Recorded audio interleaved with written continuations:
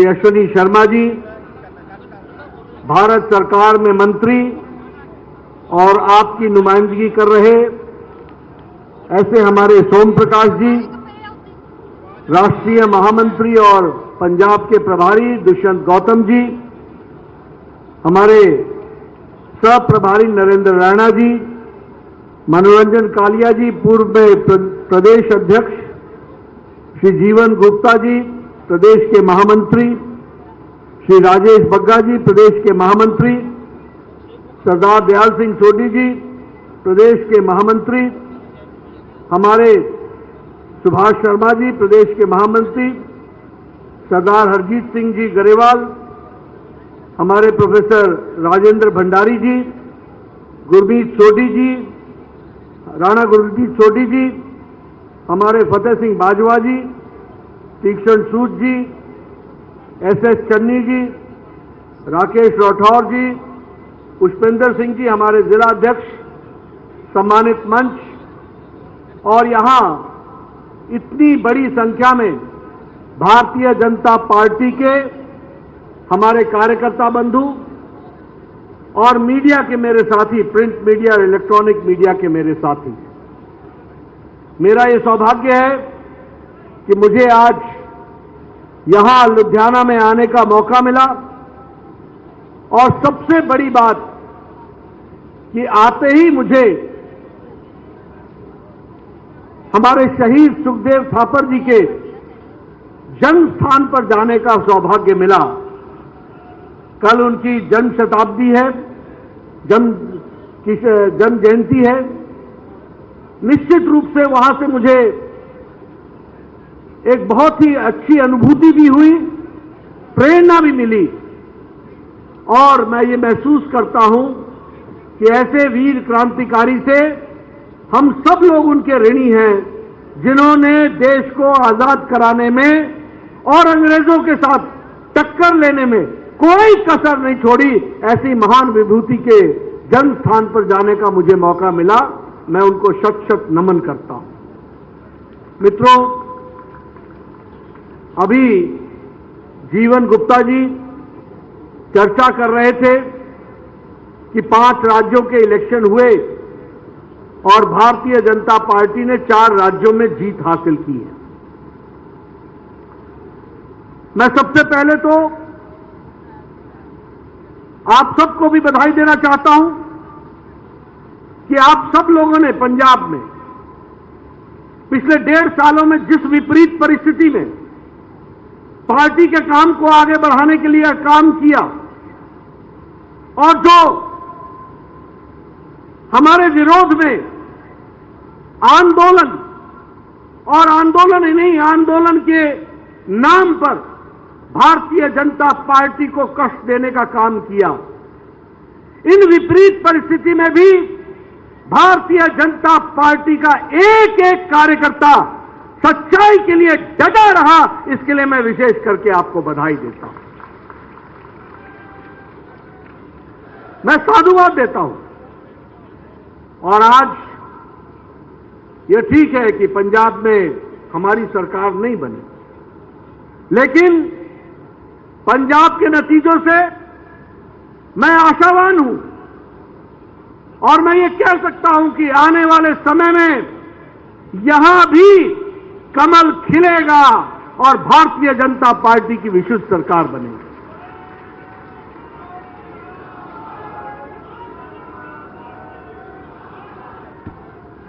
यह ठीक है कि भारतीय जनता पार्टी को चुनाव के मैदान में पंजाब में आने में बहुत कम समय मिला।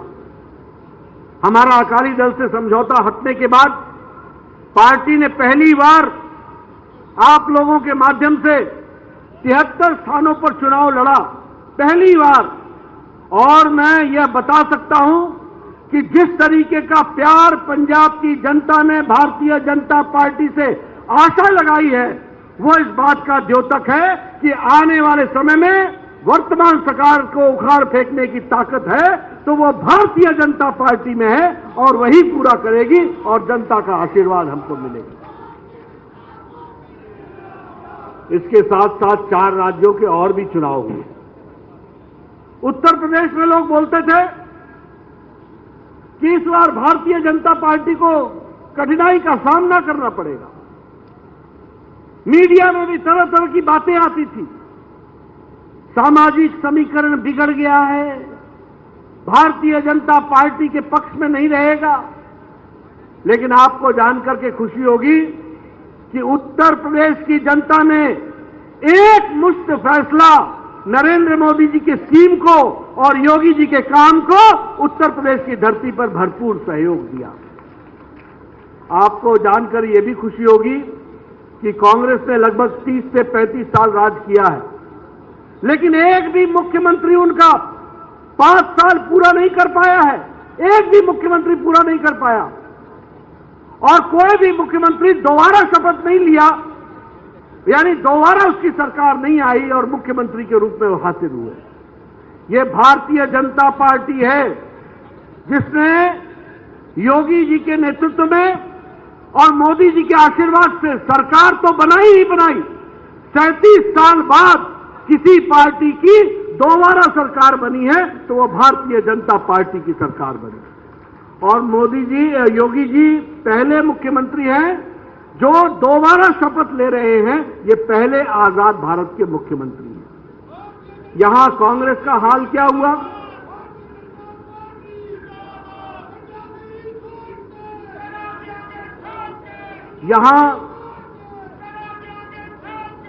यहां कांग्रेस का हाल क्या हुआ? 389 सीट पर 389 सीटों पर चुनाव लड़ी और 387 सीटों पर जमानत जब्त हो गई कांग्रेस। 387 सीटों में आम आदमी पार्टी ने 377 सीटों पर चुनाव लड़ा और 377 सीटों पर ही जमानत जब्त करा ली। यह आकर के स्थिति खड़ी है। उत्तराखंड में भी हमें आशीर्वाद मिला जनता का। जब से राज्य बना है पहली बार किसी पार्टी की दोबारा सरकार आई है तो वो उत्तराखंड में आई है और वहां भी 70 सीटों में 78 सीट आम आदमी पार्टी लड़ी थी और आम आदमी पार्टी को 65 सीटों पर उसकी जमानत जब्त हो गई और भारतीय जनता पार्टी 47 सीट लेकर के अपनी सरकार दोबारा बना रही है। अगर मैं गोवा की बात करूं तो 40 सीटों पर चुनाव होना था।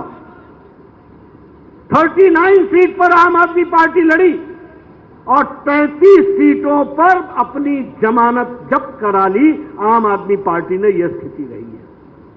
मणिपुर वो लड़ने नहीं गए, बड़े दूर है मणिपुर, लेकिन हमारी विशुद्ध सरकार उत्तराखंड में भी बनी, मणिपुर में भी बनी, गोवा में भी बनी, उत्तर प्रदेश में भी बनी और आने वाले समय में पंजाब में भी बनेगी। यह बात मैं आपको कहना चाहता हूं। मित्रों, यह हम इसलिए कहते हैं क्योंकि चुनाव के नतीजे बताते हैं कि मोदी जी के कार्यक्रमों को लोगों ने सराहा है और उसको उन्होंने मुहर लगाई है। मैं ये भी कहना चाहता हूं कि मोदी जी की सरकार जवाबदेह सरकार है, रिस्पॉन्सिव सरकार है, लोगों के लिए काम करने वाली सरकार है और उनके नेतृत्व में देश बदल रहा है। उस देश बदलने का लाभ प्रदेशों को भी उठाना है और कई प्रदेशों ने उठाया है। 18 राज्यों में आज बीजेपी की सरकार है। लेकिन यह भी मैं बताना चाहता हूं कि आज से पहले भारत में कोई भी बीमारी थी तो उसका इंजेक्शन भी इस देश में आने में 20 से 30 साल लग जाता था। हमारा देश तो कभी कोई वैक्सीन बनाता ही नहीं था। लेकिन जब कोरोना आया तो मोदी जी ने निश्चय किया कि भारत अपना इंजेक्शन और वैक्सीन बनाएगा और 9 महीने के अंदर एक नहीं 2-2 वैक्सीन दे करके भारत के लोगों को 190 करोड़ डोज लगा करके भारत को बचाने का काम किया तो नरेंद्र मोदी जी ने किया। ये मैं इसलिए आपको बोल रहा हूं, आज आप विदेशों में जाओ, अभी भी लोगों के मास्क नहीं उतरा है मुंह से और यहां आप सब लोग नजदीक नजदीक बैठे हैं और किसी के मुंह पर मास्क नहीं है। ये 130 करोड़ की जनता को स्वास्थ्य का कवच, सुरक्षा कवच, ये डबल डोज लगा करके मोदी जी ने आपको दिया है, ये भी हमको याद रखना चाहिए। ये कभी सोचा था कि भारत ऐसा कर सकेगा? भारत तो मांगने वाला देश था, देने वाला नहीं था। आज हम ये कह सकते हैं कि यही कोरोना की वैक्सीन 100 देशों को वैक्सीन मैत्री के तहत भारत ने पहुंचाई है और 48 देशों को मुफ्त में दवा पहुंचाई है।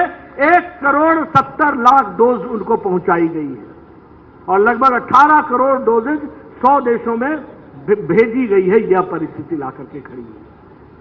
आप बताइए, यूक्रेन से किसी देश ने अपने बच्चों को लाने की व्यवस्था की है? किसी देश ने? अमेरिका ने की क्या? इंग्लैंड ने की क्या? कनाडा ने की क्या? हमारे यूरोप के देशों ने की क्या? ऑस्ट्रेलिया ने की क्या? पाकिस्तान ने की क्या? बांग्लादेश ने किया क्या? यह भारत है मोदी जी के नेतृत्व में, जिसने 1 महीने के अंदर 23,000 बच्चों को सकुशल वापस अपने घर तक पहुंचाया। यह भी हमको याद रखना चाहिए। और लगभग 3,000 बच्चे आपके पंजाब के हैं, 3,000 बच्चे 114 फ्लाइट्स मुफ्त में भेजकर 114 फ्लाइट्स इंडियन एयरफोर्स की भेजी गई और बाकी सर्विस फ्लाइट्स भेजी गई। 100 भेजी गई सर्विस फ्लाइट्स और 14 भेजी गई एयरफोर्स की फ्लाइट और 23,000 बच्चों को लाया गया। मोदी जी देखिए बदलता हुआ तस्वीर कैसे है। मोदी जी ने बताइए पुतिन से बात की कि नहीं की? ज़ेलेंस्की से बात की कि नहीं की? युद्ध रुकवाया कि नहीं रुकवाया? अपने बच्चों को बाहर निकाला कि नहीं निकाला? और विदेश मंत्रालय से उनको तुरंत वीजा लगा करके भारत पहुंचाने का तो काम किया ही किया, दूसरे देश के बच्चे भी भारत का तिरंगा लेकर के वहां से बचने के लिए निकले। ये भी हमको याद रखना चाहिए। इसलिए मैं हमेशा बोलता हूं कि हमारी सरकार प्रो रिस्पॉन्सिव सरकार है, बढ़ने वाली सरकार है, तीव्र गति से बढ़ने वाली सरकार है। मैं ये भी आपके साथ चर्चा करना चाहता हूं कि भारत आज आत्मनिर्भरता की ओर जा रहा है और आत्मनिर्भरता की जब हम बात करते हैं तो अभी इंटरनेशनल मॉनिटरी फंड ने जो प्रोजेक्शन दिया है उस प्रोजेक्शन में भारत का ग्रोथ रेट 2022 में 8.2% किया है, 8.2% किया है और चाइना का ग्रोथ रेट 4.4 किया है और अमेरिका का ग्रोथ रेट 3.7 किया है। यानी 3.7% अमेरिका का ग्रोथ रेट होगा, चाइना का 4.4% होगा और भारत मोदी जी के नेतृत्व में 8.2 की दृष्टि से आगे बढ़ेगा। यह भी हमको याद रखना चाहिए। अभी आईएमएफ ने यह बताया है कि भारत की अति गरीबी को पिछले 2 साल से मोदी सरकार ने 1% से नीचे रखा है, अति गरीबी की रेखा को। और यह इसलिए हुआ है क्योंकि राशन मुफ्त में 80 करोड़ की जनता को खिलाया जा रहा है जब से कोरोना आया है। बोलिए 5 किलो गेहूं मिलता है कि नहीं मिलता है? मिलता है कि नहीं मिलता है? 5 किलो चावल मिलता है कि नहीं मिलता है? दाल मिलती है कि नहीं मिलती है? 80 करोड़ की जनता को मुफ्त 5 किलो गेहूं, 5 किलो चावल, 1 किलो दाल ये देने की व्यवस्था की है। और भारत गरीबी की रेखा से नीचे